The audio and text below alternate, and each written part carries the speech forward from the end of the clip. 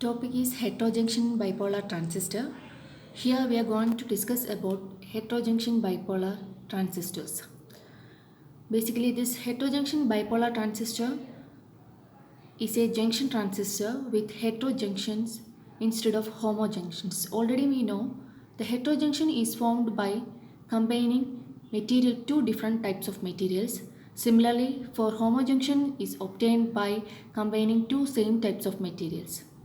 And there, the performance of this transistor depends on the efficiency of transmission, transport, collection of charge carriers. Here, the heterojunction transistor efficiency depends upon the emission, transport, and collection of charge carriers. To increase the performance, the emitter region must have greater doping than that of base region. So basically the three regions of the transistor are emitter, base and collector.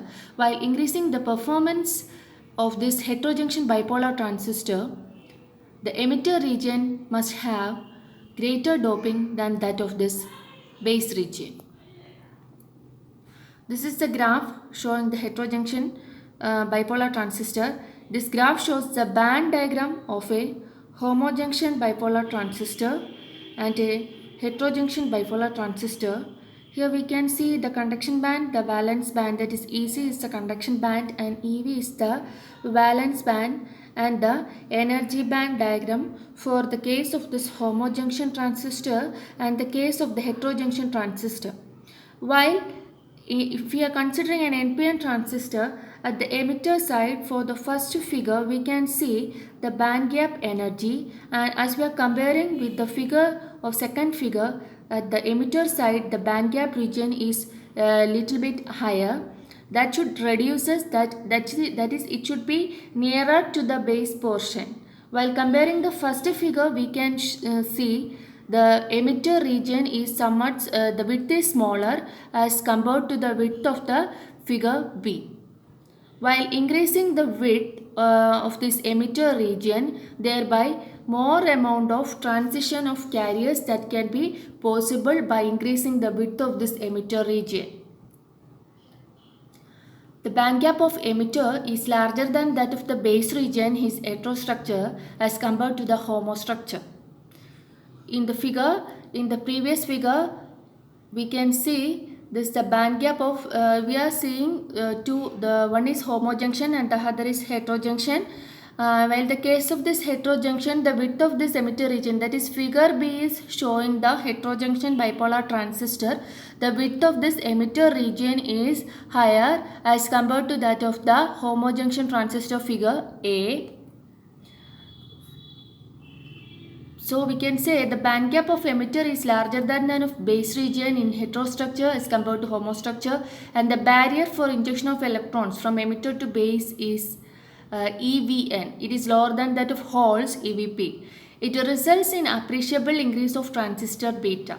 By increasing the band gap of the emitter region, there will be an appreciable increase in the transistor beta value due to the injection of more electrons from this emitter to the base. Thereby there is an increase of transistor beta value happens, and this transistor beta value, thereby we can say this transistor beta is proportional to the ratio of doping concentration of emitter to base, doping of base region. It also differs on the band gap of delta Eg. So the delta Eg is the difference between band gap of emitter and base semiconductor. This small difference in band gap produces a large increase in beta. So the transistor beta value is the main factor. This transistor beta value depends on the injection of the electrons from emitter to base region. This small difference in the band gap that can produce a large increase in the transistor beta value. Thereby the doping level of emitter can lower for reducing the parasitic capacitance of emitter base junctions. If we are reducing the emitter doping level, we can reduce the parasitic capacitance effect. Thus, the reduction of base resistance and capacitance of emitter base junction make HBT a high performing transistor. That is, HBT is a high performing transistor at high frequencies due to the reduction of the base resistance and capacitance of this emitter base junction. And if we do during the designing or while designing, if the base length of this heterojunction bipolar transistor is around 15 nanometer, this transistor can be used up to the frequency of 100 gigahertz.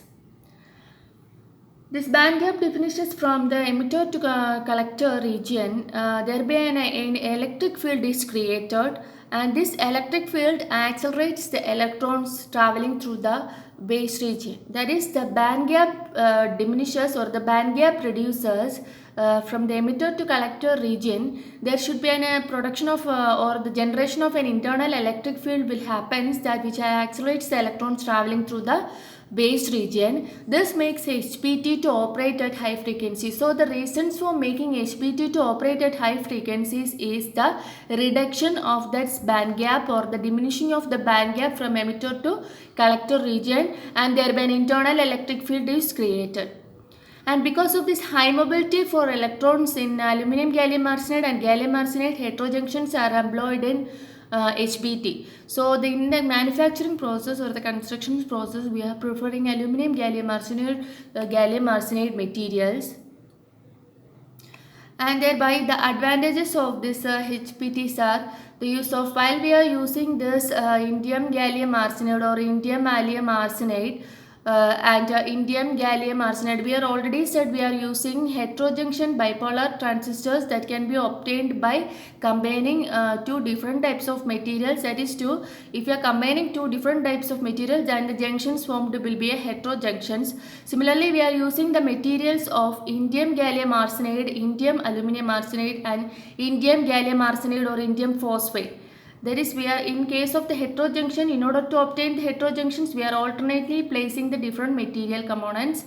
While we are using indium gallium arsenide or indium aluminum arsenide, that is INGAAS, that is indium gallium arsenide, and INALAS, that is indium aluminum arsenide, or we can use indium gallium arsenide and indium phosphate based heterostructure HPT that increases the operating frequency up to 200 GHz. This HPT based material, in HPT based constructions, we are using 3 to 5 semiconductor compounds, that is an integration of electronic and optoelectronic device in same chip.